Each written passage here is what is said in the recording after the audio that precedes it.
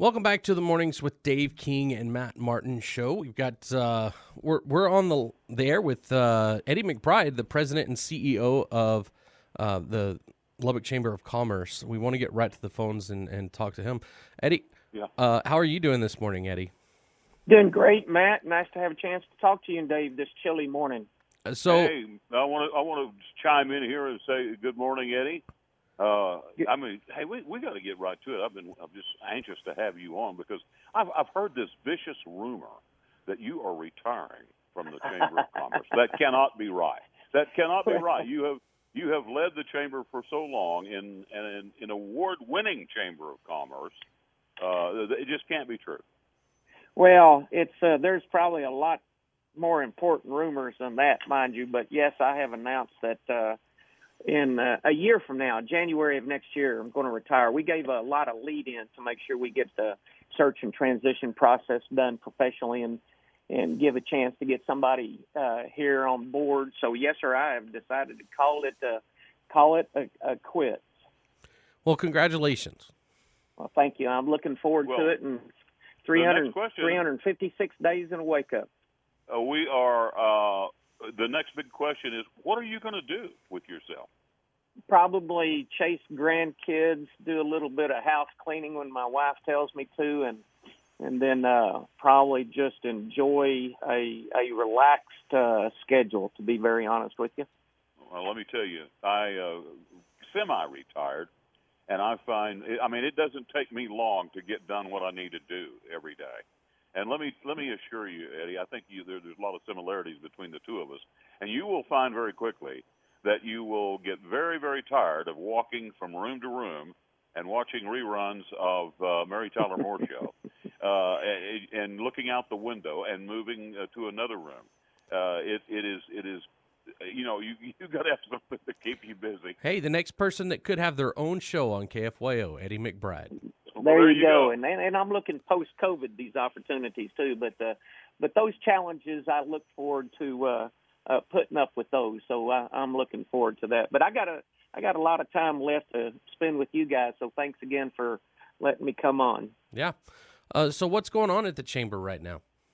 Well, today we got our big annual meeting, which we were supposed to do in December, but because of obviously same thing everybody else is going through, we've had to put it off until this month, and we wanted to do it as much as possible in person and just wasn't able to plan it to be in person, so we're going to do it virtually today. And we have Dr. Ted Mitchell, the Chancellor of Tech, is going to come. He's going to do a presentation today. I'm really looking forward to it because he's going to talk about what the Health Sciences Center and what the university did during COVID. So really, really interested in hearing his story today. But we'll celebrate our award winners today, too. Yeah. What do y'all have as far as the awards? We have our Ambassador of the Year is Tracy Polk from Impact Collision Centers, and then our Volunteer of the Year is Robert Wood, West Texas Land Guys, and Entrepreneur Small Business of the Year is Cafe Venture Catering, Fuddruckers. They do such a great job. And then Business Person of the Year is Shara Konechny from Piper Boutique, and then we're really going to be looking forward to celebrating our co-businesses of the year, Covenant and UMC, the health system, frontline healthcare workers, because Matt and Dave, you know how much they did to make sure not everybody was safe and recovered as well as possible, but they put a lot of business people back to work. So we really do appreciate everything they did to help prevent the disease as well as treat it. Yeah, that being said, we're in the 7% range now for a hospitalization rate for the COVID-19. So we're at the 75% for restaurants, and our bars can now open up to 50%. How has that helped the environment as far as the employment and whatnot out there? It's been mainly positive, but there has been a mix. Even though folks were tracking it and seeing there's several restaurants, from my understand, have yet to really get back up to 75% capacity, although they're working toward it. But I think all in all, the bars and everything are going to watch their P's and Q's pretty good because obviously they know that people are going to be watching them. So, but I do know that it was a relief to a lot of the people in the community just to know that obviously the hospitals weren't over capacity anymore. And so having having restaurants open back up to a higher occupancy in the bars, I think was certainly a relief to a lot of people. Yeah, and once it started going down, it went down pretty quick. Yes, sir. You know, there's one thing we've talked about before, Eddie, and I've always said that you probably more than anyone has your finger on the pulse of business in Lubbock. And the thing that concerns me the most is the damage that this is, the permanent damage that this is doing to some businesses, particularly restaurants. What is your take on it? What do you feel now that we have progressed? It's been a while since we've talked about that, but what do you see now when you look at your crystal ball? Well, you know, since we talked last time too, we got the new stimulus package out, the PPP and the second draw, and also the SBA Economic Impact Disaster Loan, the EIDL loan, came back open as well. So I think that has been relatively another opportunity to help people. I understand that the applications, the banks are still very busy, but it's not the same press that went originally, but there's still a lot of people that are seeking that aid. But I really hope that that's going to help long term too, because a lot of the folks, you know, entertainment industry especially, made some special opportunities available for them. So let's hope that this next round that we're in the middle of right now is helpful. You know, nobody likes, well, I shouldn't say nobody. I don't like federal aid and federal support, but let me tell you, it was pretty valuable during this point in time to help people get back on their feet and continue working, because a lot of people were operating in the margins, and this helped them operate a little bit more effectively and keep their employees hired. So I think that part's important. So I think going on, you know, supposedly by the third quarter, we're going to see supposedly a settling, if you will. They're estimating economically will be not normal, but at least rebounded to a degree that we can say that economically we're operating more financially wealthy wise. Well, do you have any sense, Eddie, about how many businesses we're going to lose permanently? Now, we've calculated about the best we can calculate, because we still are not able to find a precise location. We look at all the folks who are reporting in town, and they're pretty much the same ones we have. Out of the 7,500 businesses that are in town, we think probably around 300 or a little less right now we can assess based on the way that we do our analytics. And so that's a lot.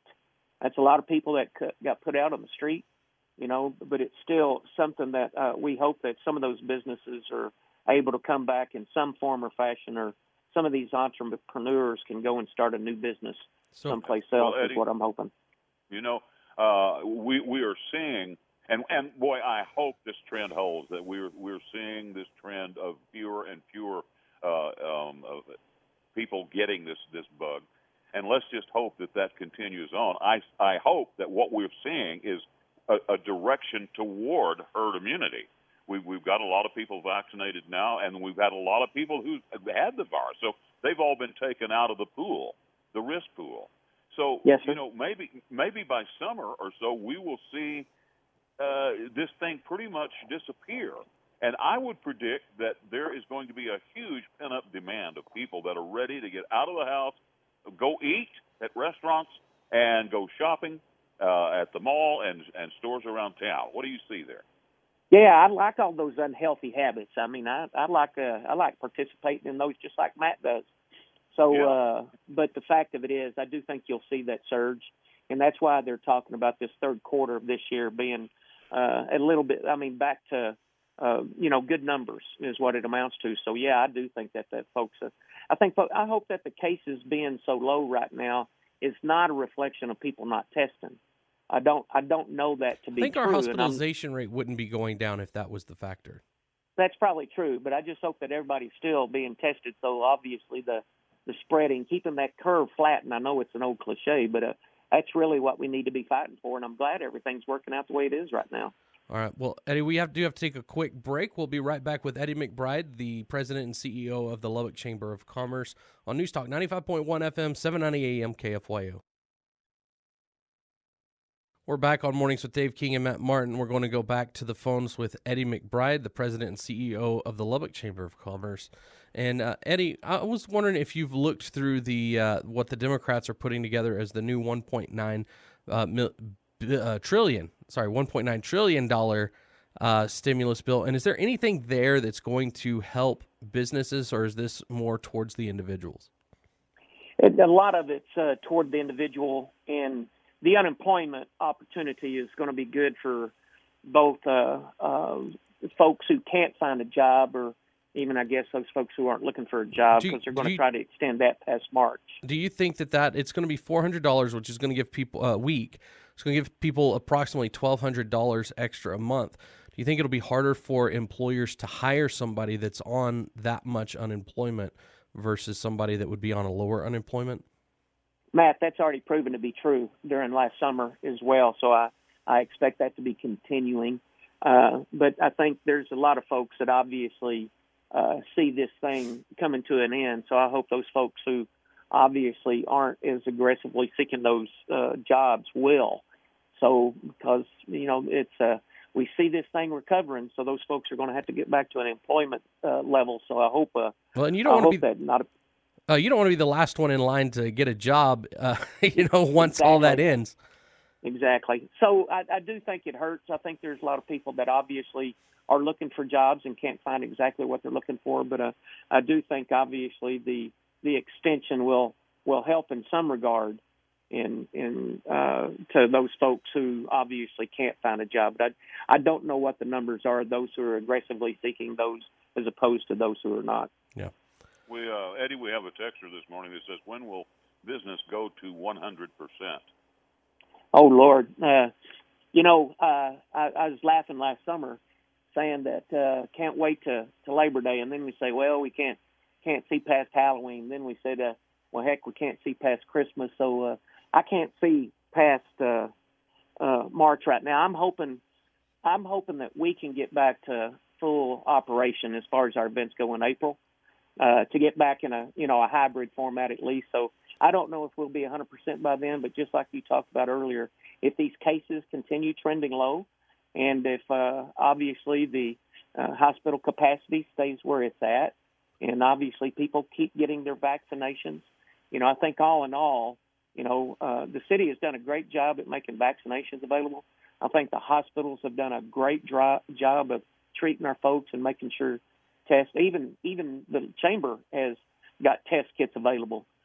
We've even been handing those out to businesses as well. So we're trying to do our small part in that. So I think if everything continues on, I don't want to put a date on it, but I'm hoping at least by April we'll be back to operation in public as much as we can. So we're speaking to Eddie McBride, the president and CEO of the Chamber of Commerce. Now, Eddie, we've got a legislative session going on right now. What are the priorities of the Lubbock Chamber of Commerce for this current legislative session?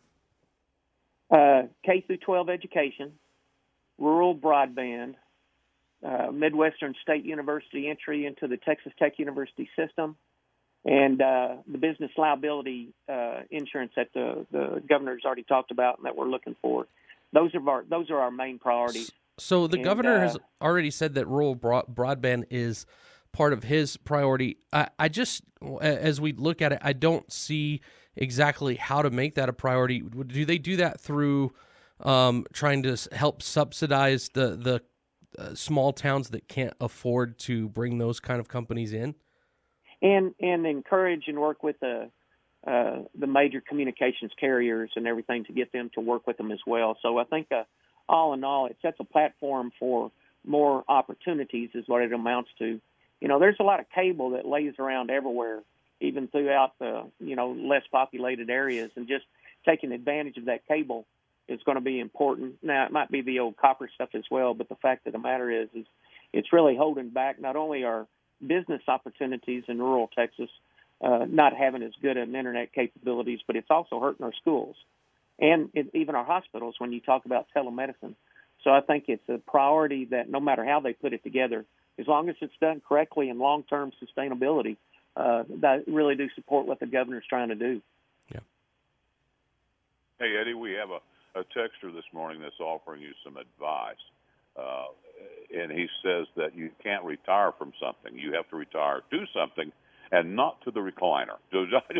I wanted to pass that along to you. Well, I appreciate some your advice from one of our listeners. I appreciate your listener, and I don't intend to do much reclining. I can promise you that. But I intend to do something different. I intend to quit working for a living. That's right. Work for yourself. That's good. All right. Eddie, thank you so much again for coming in or calling in and talking to us. We will have you on again in a month, and it'll be 1 month closer to your retirement. Yeah, you bet. I appreciate you guys. All right. Thanks. Eddie McBride, President and CEO of the Chamber of Commerce. Thanks for coming on. We'll be right back.